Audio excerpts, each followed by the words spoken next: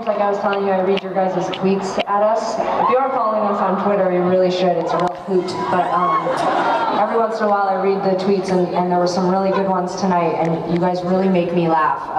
Like there was one about a girl who said that she thought she was gonna die of an anxiety attack on the way to the show, and I laughed out loud. I know it's not funny, but I could tell she was joking.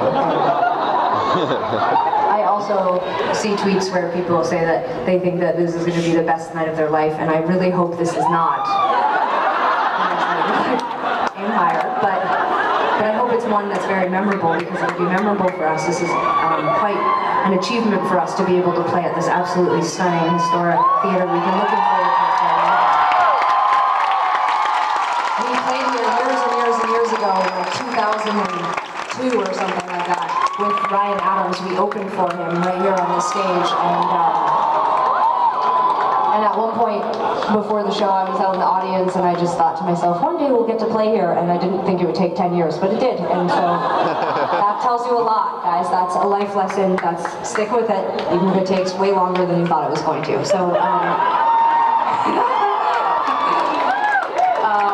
but I want to dedicate this one to all of you. We say it all the time, and we don't say it lightly. We honestly think that we have the coolest audience. You guys come to us from so many different places. Some of you heard about us through the band, some of you heard us on the radio, some of you heard about us through some article in a magazine, but the point is that all of you are here because somewhere along the line you started to believe in what we do and attach and connect to our songwriting. And no matter what kind of record we put out, it seems to bring you back, and we really appreciate that very, very, very much.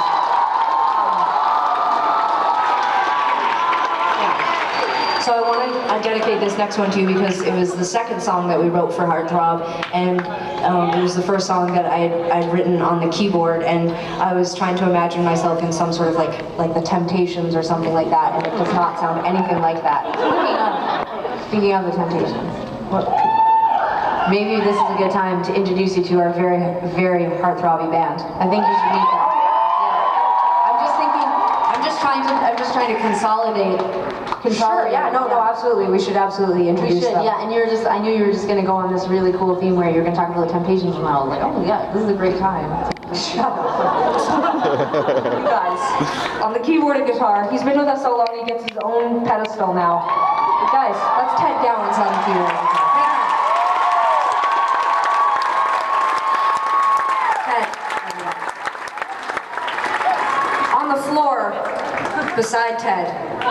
That hasn't been with us long enough to get his own riser, but he is a really nice guy, so give a round of applause, please, a big one, to Jasper Leak on the bass guitar. One day, Jasper, maybe 10 years from now, you'll get a riser. You're a tall guy, like...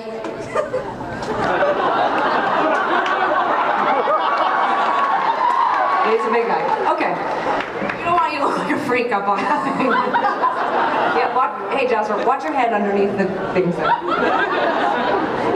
He got his own riser just because, he has to do all this extra promo stuff, so he put it in his contract.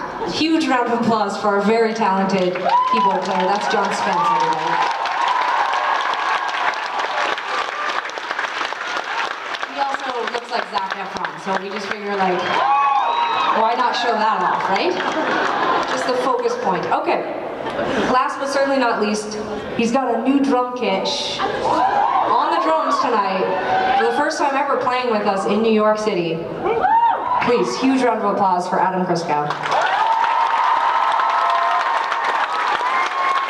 Our Temptations.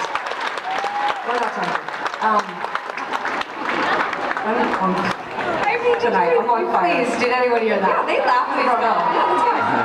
My team here in the front, they've got it. Guys, we're gonna play